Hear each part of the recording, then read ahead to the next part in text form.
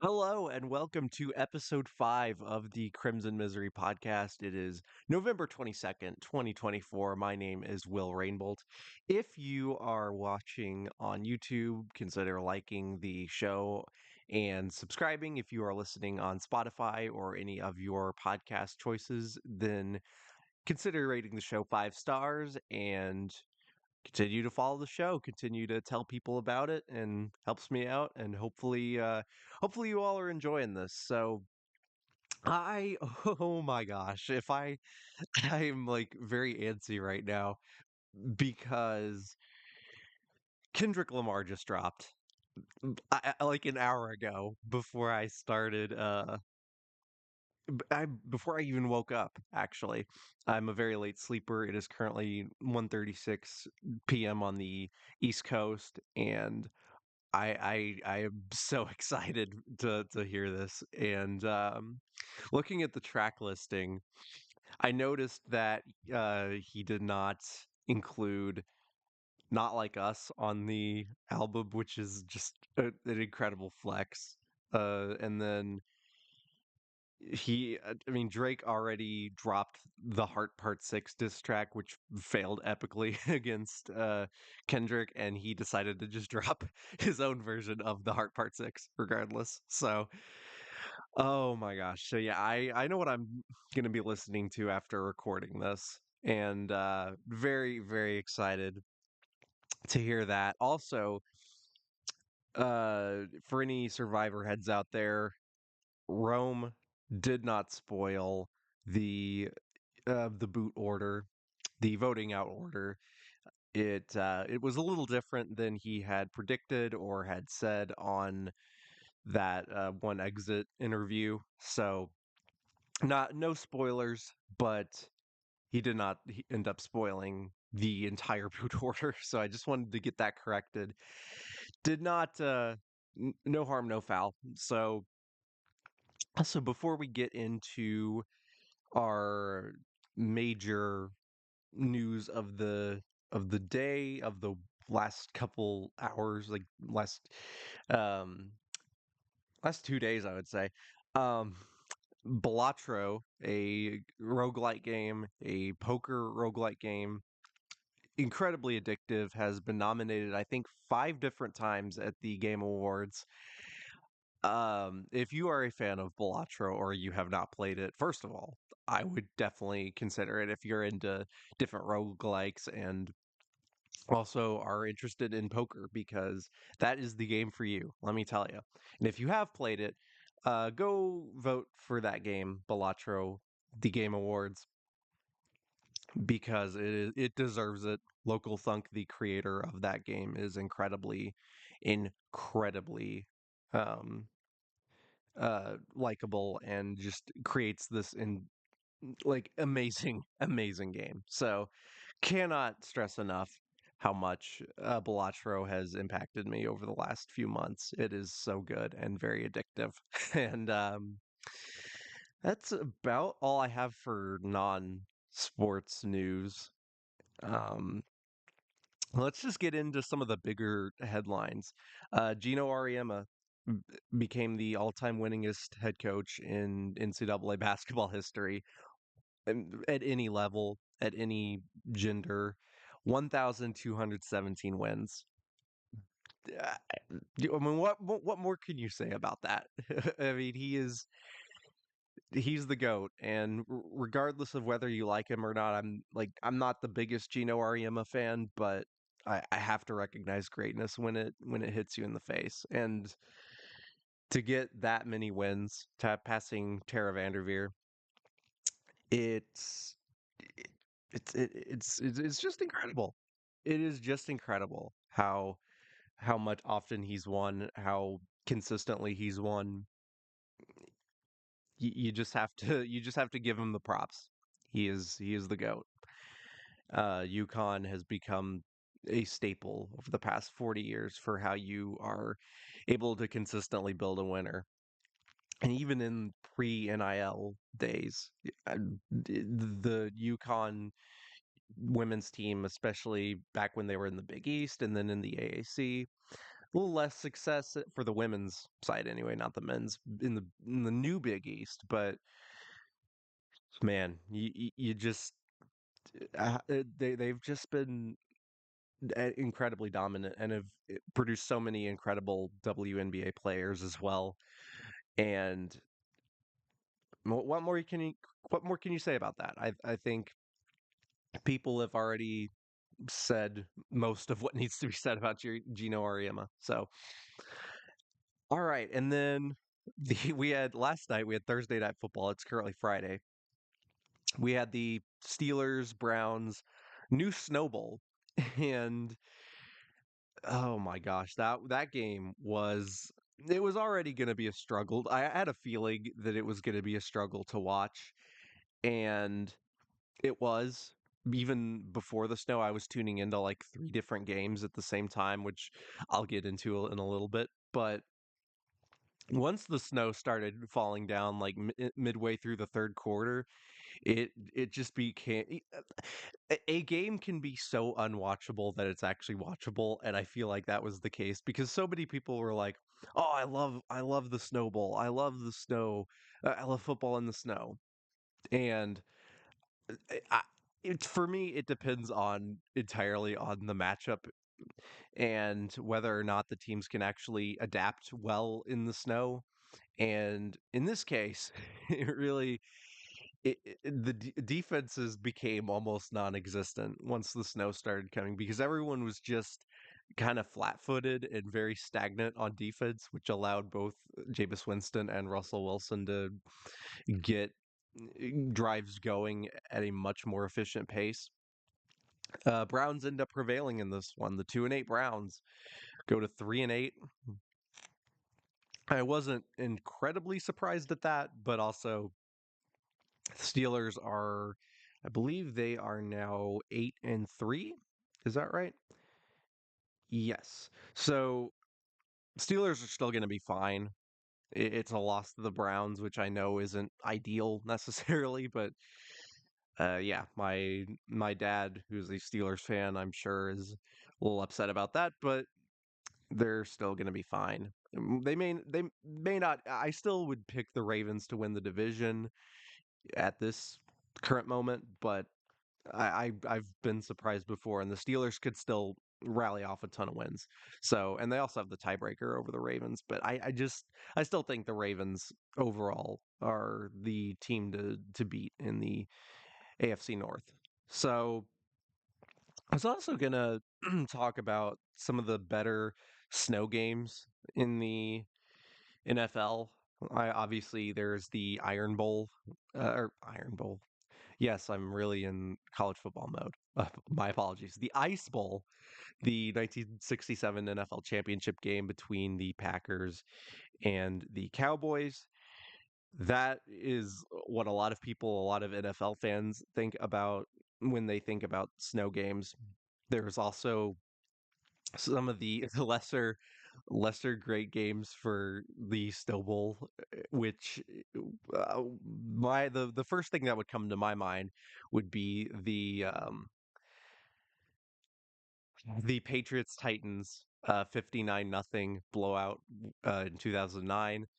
Tom Brady having like six touchdown passes, and then Kerry Collins and Vince Young combining for a really bad quarterback game, and then Chris Johnson, the running back of the Titans, not being able to do very much. I think Reggie Hodges, the Titans punter at the time, was also having a really bad game punting the ball. I think he had this like 18-yard punt at one point.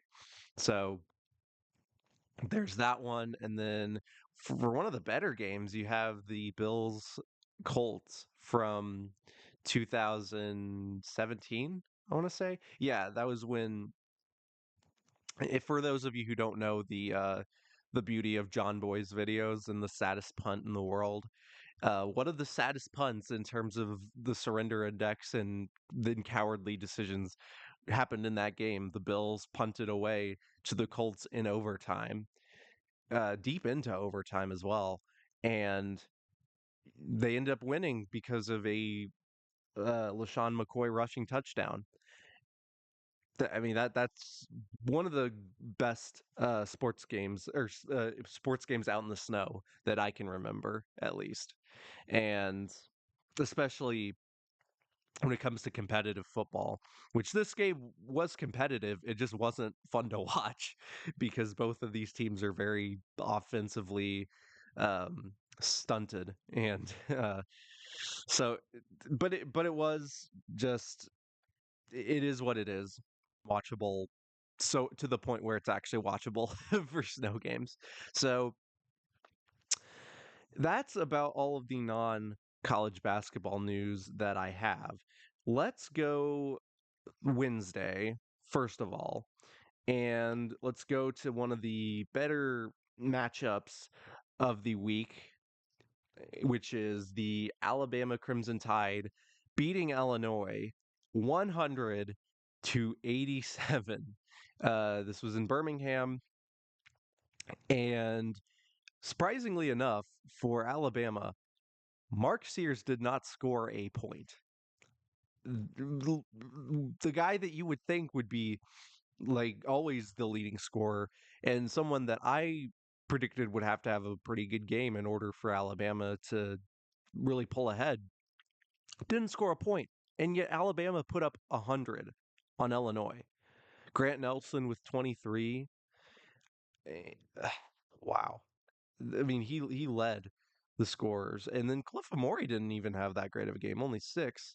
But Phylon with 16, Wrightsell Jr. with 16, Aiden Holloway with 18. It's surprising to me that Alabama ended up putting up 100. The usual suspects for Illinois, Tomislav Ivicic for Illinois with 14, Kylan Boswell with 17, Will Riley with 18. But, I mean, I'll give Illinois credit. I thought they would play a pretty competitive game, and they did. It's just Alabama still has a very high-powered, high-octane offense, and that's going to doom a lot of teams when playing them, especially when you're at Alabama or you're at a neutral court. Alabama can just outrun you and outgun you at any point. And but again, I give Illinois a lot of credit. I got to give Illinois props. They played them very well. I still think they're going to be fine, and I don't know if they'll still be ranked after this week, but I mean they probably should. I mean, even though it's a loss, you still might put them still around 25 or maybe just like just outside the top 25, but Illinois is going to be fine. They played very well. Nothing to feel ashamed about there. But especially considering the fact they were trailing by 14 and then, outperformed Alabama in the second half, but didn't really matter. Um, still, still not the end of the world. And I'm gonna still say that Illinois is gonna be a very good contender in the Big Ten. So, and then this was Thursday has a lot of news to get to, and a lot that's going to take up a lot of the episode. So this might run pretty long, but there's just so much to talk about. I guess let's start with the game that happened first, or at least the games that I really was paying attention to was obviously Indiana versus UNC Greensboro. Normally I wouldn't really talk about a bye game to Hart, and they ended up winning 69-58, but it was a struggle. And especially they got out to a 21-5 lead in the first half.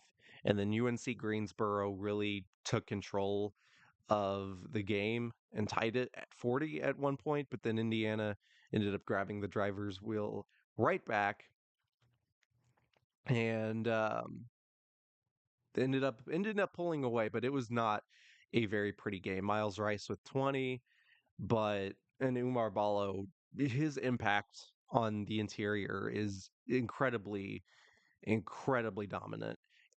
And he contested and affected so many shots, even when he didn't block um, said shots. He still did a really good job at just making sure that UNC Greensboro really didn't go inside too often.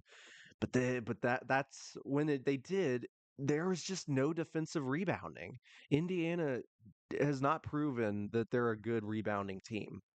And especially when competition is going to ramp up for the Battle of for Atlantis, IU's going to have to get better at that because they did not perform very well and allowed UNC Greensboro to get so many more opportunities than they should have had.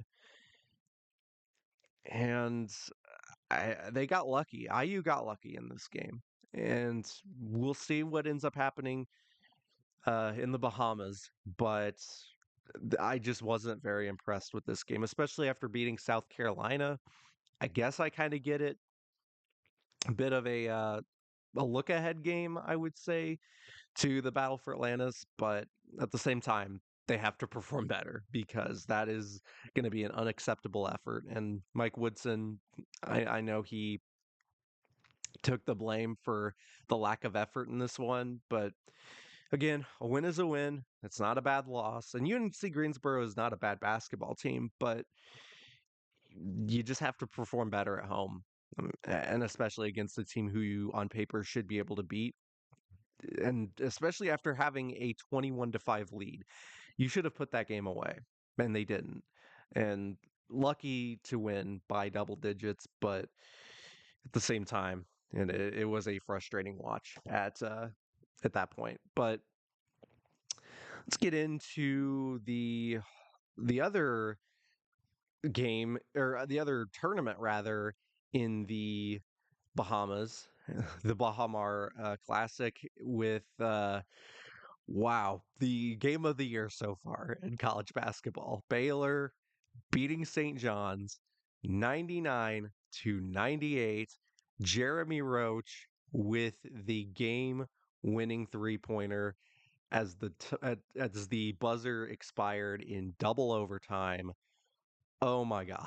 So Rick Pitino's St. John's squad had a pretty good sized lead throughout most of the first half and into the second half, but then Baylor just started chipping away. Um, Jeremy Roach, obviously, VJ Edgecombe did not really have a great game, uh, especially with um, with him being in the Bahamas and being on his own home turf. You'd think that his performance would have been a little better, but he gets another game. I mean, he would have had another game regardless, but it's good to be on the winner's side. But he did hit a very clutch three before the Jeremy Roach buzzer beater. He had hit he'd been struggling all game, but he finally got this desperation three to go to cut the lead to two. And then, oh my goodness, poor Zuby Ejiofor. He missed two free throws with about 4 seconds to go, and that allowed Jeremy Roach to get the ball and drive up and then shoot the game-winning three. And I mean that's a heartbreaker for St. John's, but also just what a win for Baylor. North Chatham with 24. Jaden Nunn with 12. VJ Edgecombe, I mentioned him before, 4-15 from the floor, but still with 10 points. Robert O'Wright with 17. Uh, Jalen Celestin with 14. And then on the other side, for St. John's, I mean Ejiofor had 22. It sucks that he couldn't hit the two free throws. Kadari Richmond, the Seton Hall transfer, with 14. Aaron Scott with 20.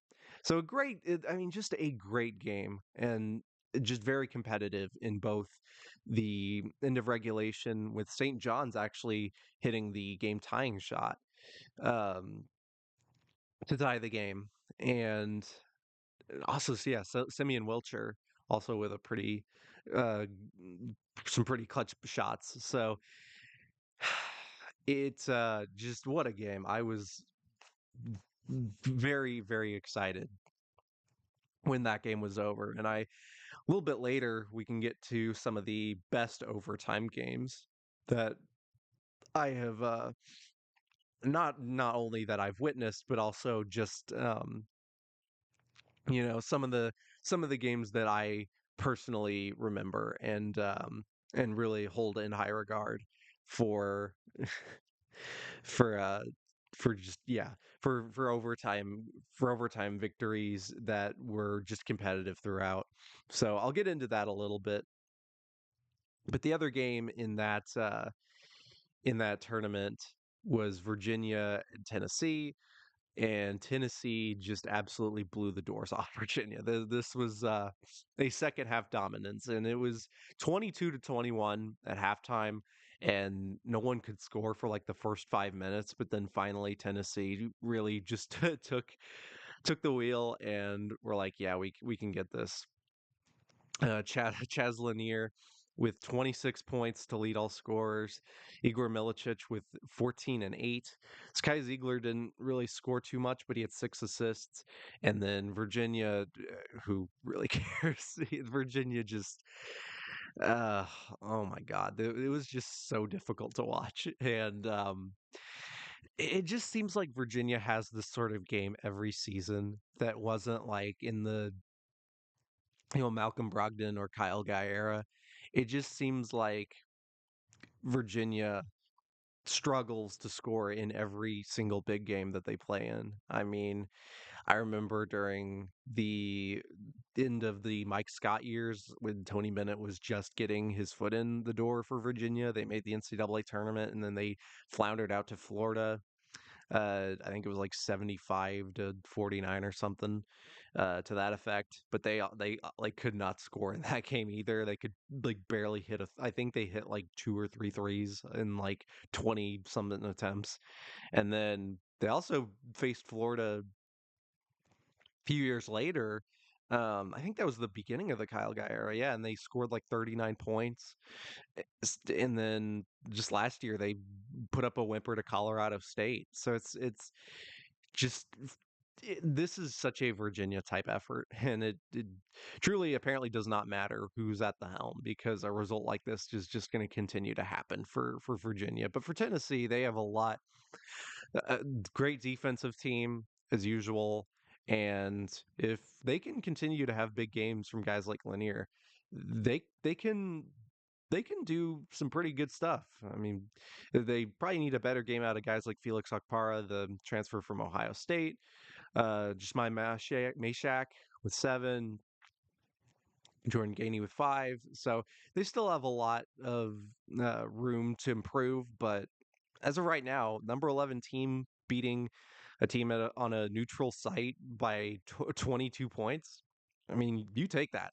You really do take that. So it'll be Tennessee and Baylor.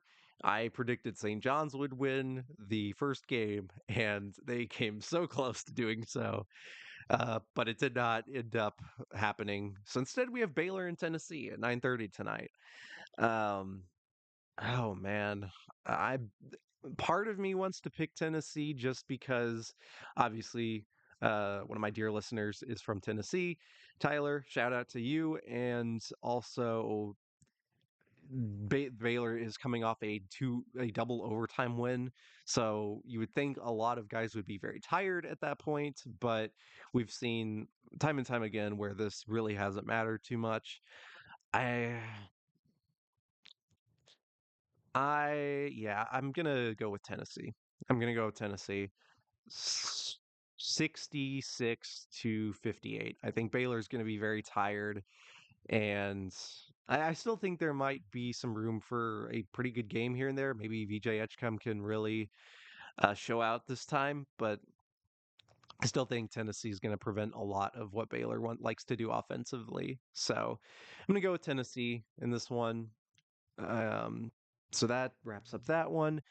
The Legends Classic, Texas defeated Syracuse, and then Syracuse actually had the lead for a little bit in that one, but uh, Texas ended up winning that game, and they will be facing St. Joseph's, who was like one of the only A10 teams that actually really did well. But even then, they only had a 1 point win against Texas Tech. So we were a couple points away from a completely different matchup. So yeah, this will be an interesting game to watch, Texas and St. Joseph's.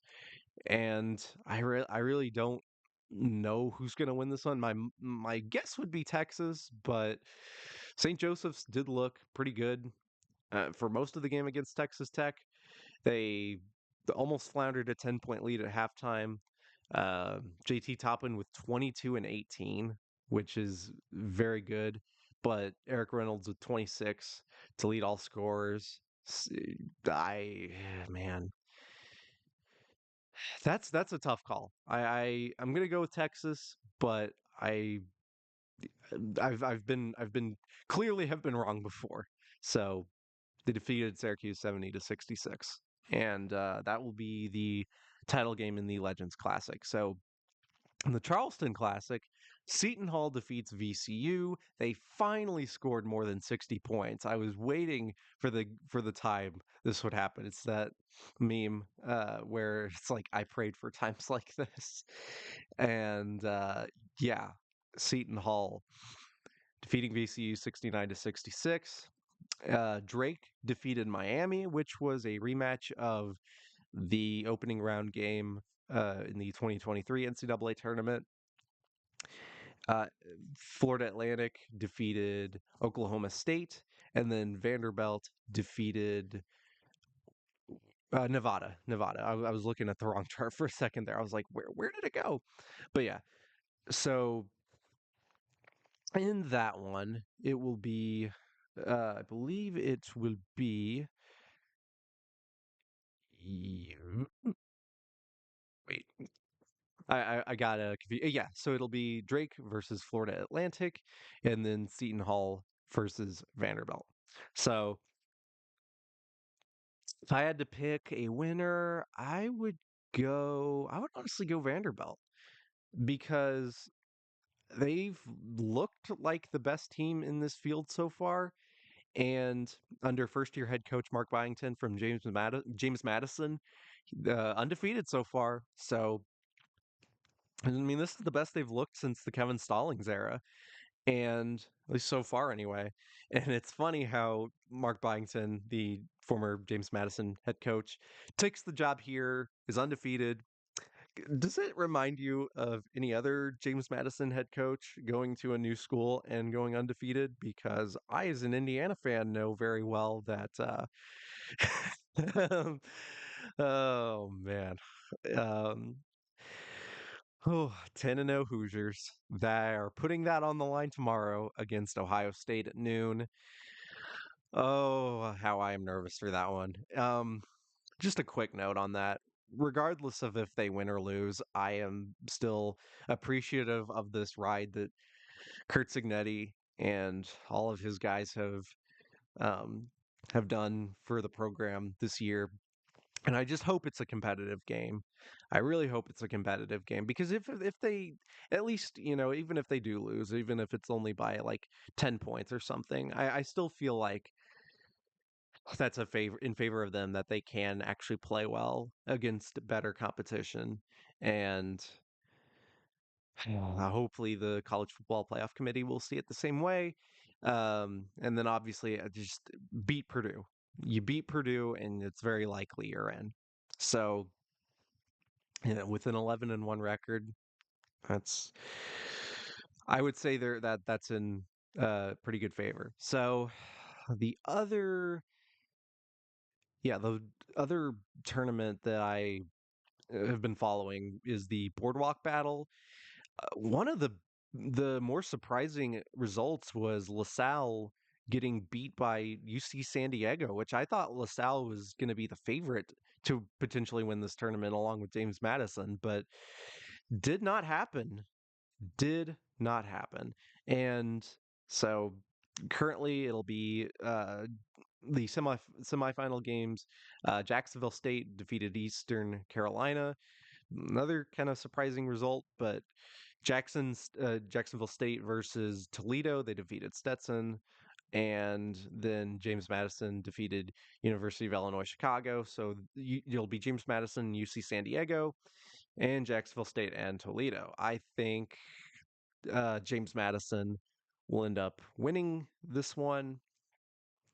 Again, I was very surprised at LaSalle and ECU falling, but That is college basketball. I still think LaSalle will be a pretty good team. I think they'll be a dark horse in the Atlantic 10, but they've got to win some non-conference games now that they lost to UC San Diego, which again, I was not really expecting that. I thought they were going to be right there with James Madison, but James Madison looks pretty good. They put up 99 against UIC. So maybe maybe it was James Madison's for the taking to begin with. So that's that's a lot of the action. I'm going to get to the main Thanksgiving week tournaments on Monday. I'm gonna break that down, or at least give my predictions on Monday, because that's the I suppose that's the best time, and to see, like, if any injuries come about, or just don't want to overload this episode too much, because I actually do want something to discuss on Monday that has to do with college basketball and not having to rely too much on just scrambling for things to talk about, or talking about the IU Ohio State result. So yeah, with my final discussion topic would be the best overtime games, as I mentioned with the St. John's Baylor finish. Oh yeah, something I did want to mention um, right before we get into this. Rick Pitino talked about the end of the game before Jeffo had the free throws. He Saint or Baylor asked for a replay. Ejiofor going to the line, 6 of 10 at that point, and when Scott Drew asked for a replay, like, "Hey, did the guy get hit in the head?" Because it did look like he swung a little bit, but didn't actually make contact with anyone, and so that it didn't really turn out any different sort of result. But Rick Pitino, um, if I can find the quote here, it's it's very funny whenever someone who is not the best person in the world, or at least in terms of ethics, or different things of that nature, decided to say, Rick Pitino says it was highly unethical that the refs went to the monitor before Zuby Ejiofor's free throws. Scott Drew, who asked for the replay, asked the refs for review because he thought Ejiofor elbowed a Baylor player, said it iced him, said Rick Pitino. Well, that's quite the statement from Rick Pitino, who knows a lot about ethics. We don't very very cute, Rick. Very cute. Um, for those of you who are not aware, Rick Pitino is kind of the architect, along with people like Andre McGee, for the uh, whole stripper uh, scandal that happened at Louisville, with a lot of their recruits and players who were on the 2013 national championship team, which has since been vacated, and other different successful teams like the 2012 Final Four, and then they went to the Sweet 16 and Elite Eight in 2014 and 15, respectively. So, Rick, you might want to look in the mirror there, buddy, because I'm don't know that you're the one who really should be calling out things for highly unethical behavior when one of your main legacies are the sex scandal at Louisville. So, just saying, might not be the best look for you. Which, again, I don't know if you've had the best look to begin with, but that's neither here nor there.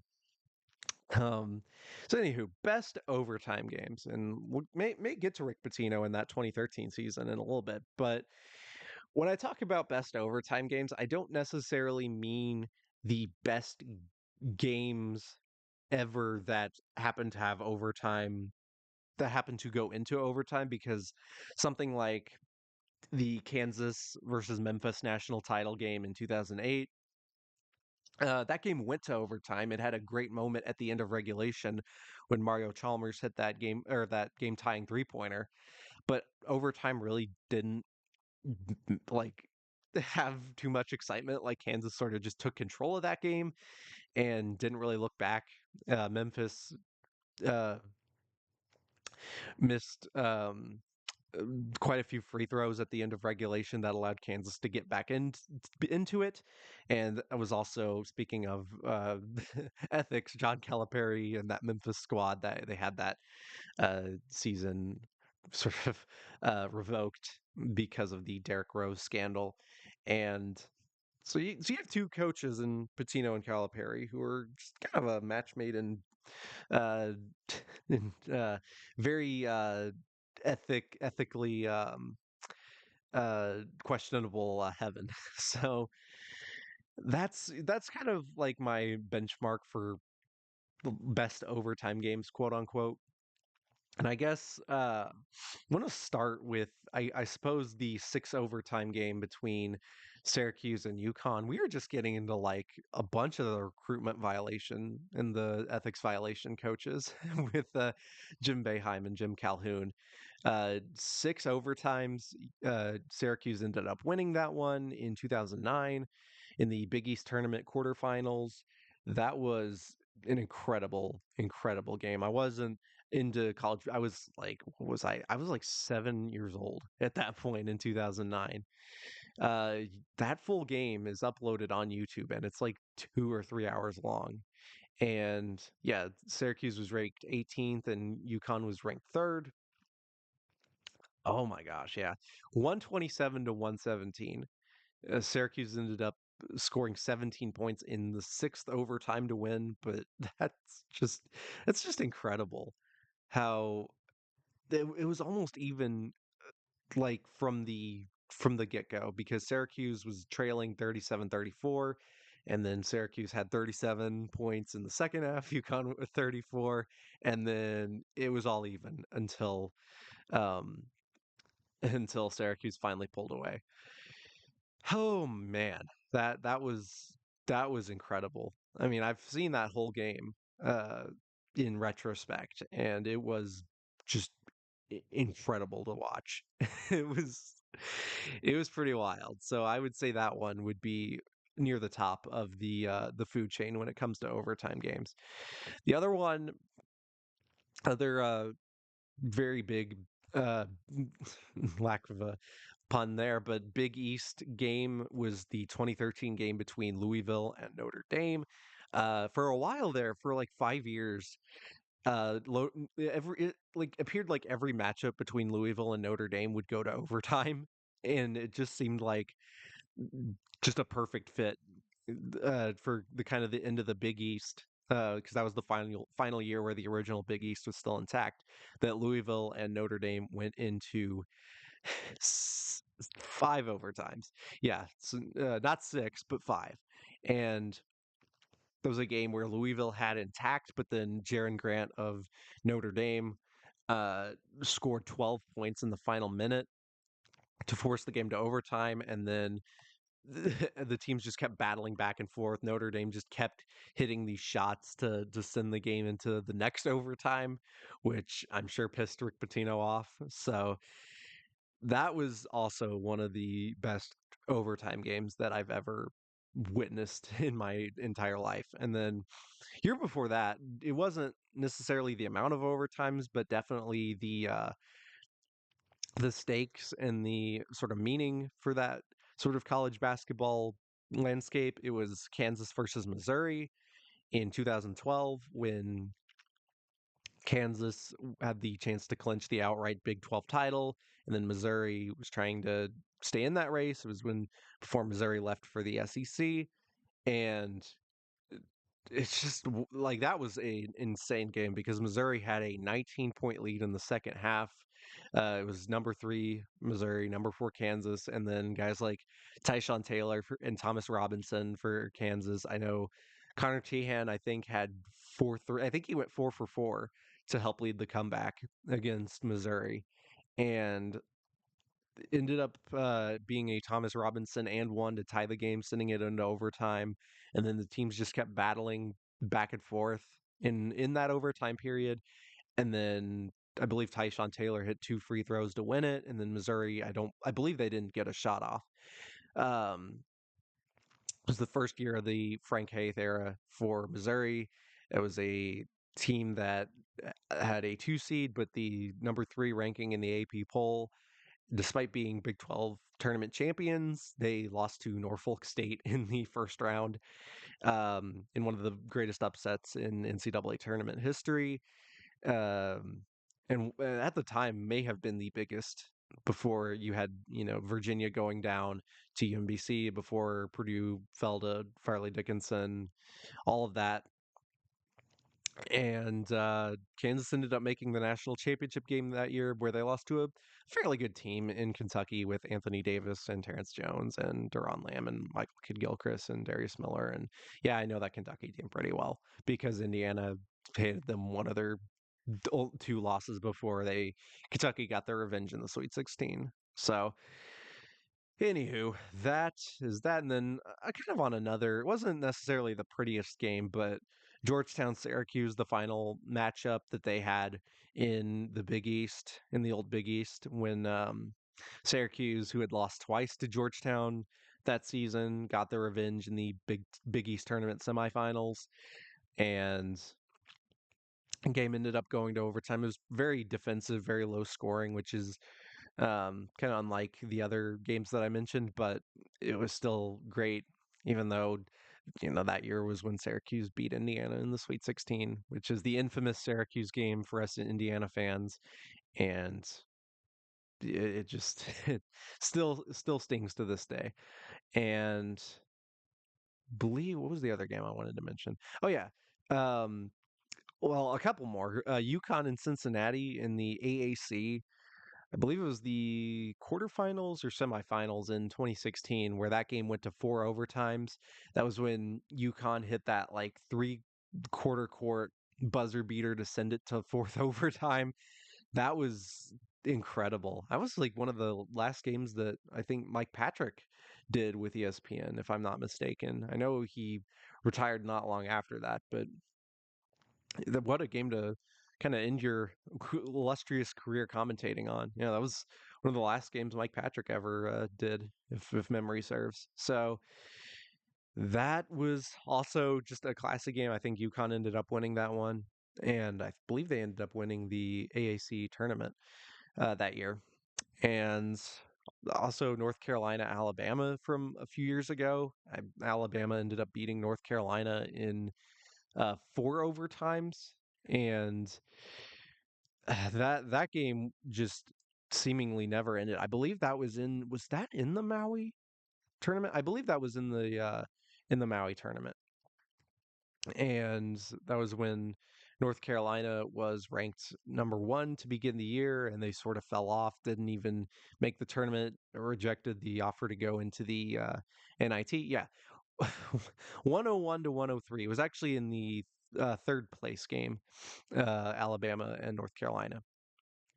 And after that, UNC just really didn't do much, despite having Caleb Love and RJ Davis and Armando Bacot and Pete Nance, a transfer from Northwestern, Leaky Black, Seth Trimble, and all that talent, and they still only went 20-13.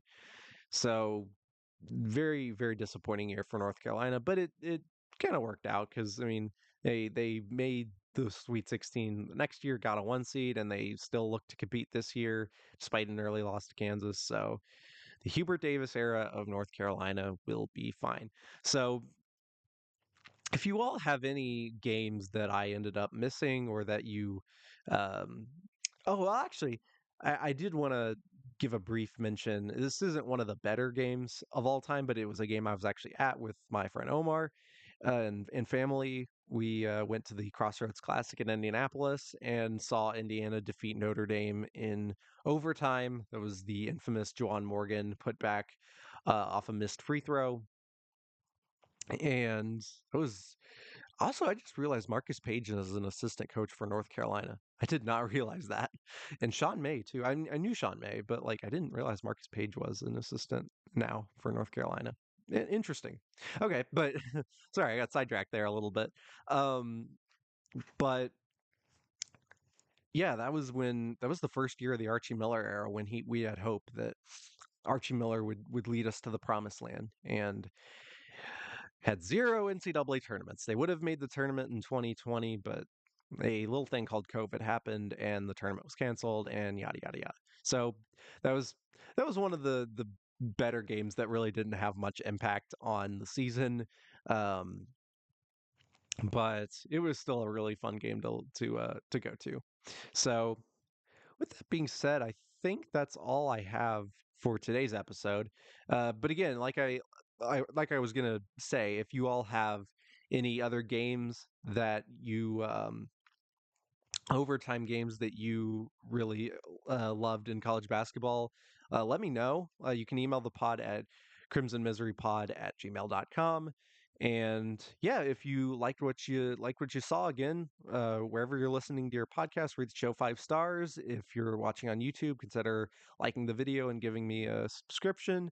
Try to do this podcast 3 times a week, I would say. And for the first week of this show being on, I'd say I'm doing a pretty good job at following to that schedule.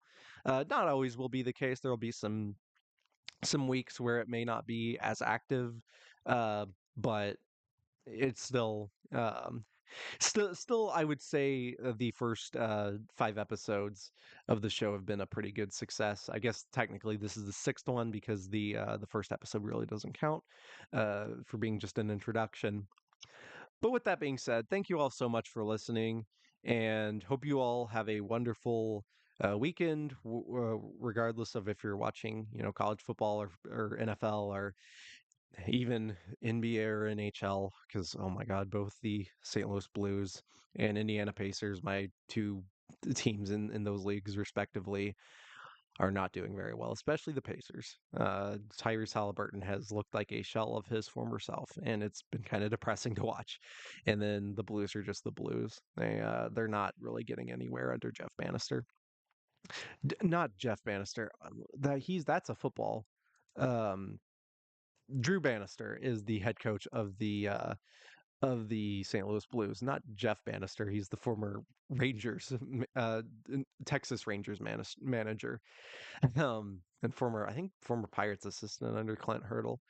Um, Regardless, so yeah, that's been kind of depressing, but at least I have the 10-0 Hoosiers in football to pay attention to. So, anywho, with that being said, thanks again so much for watching. Please have a wonderful weekend, wonderful Thanksgiving week with all your family and friends, and I will see you next time. And where I will break down on Monday some of the better tournaments that are happening in college basketball. All right, take care, y'all. Bye bye. Also, go Kendrick Lamar.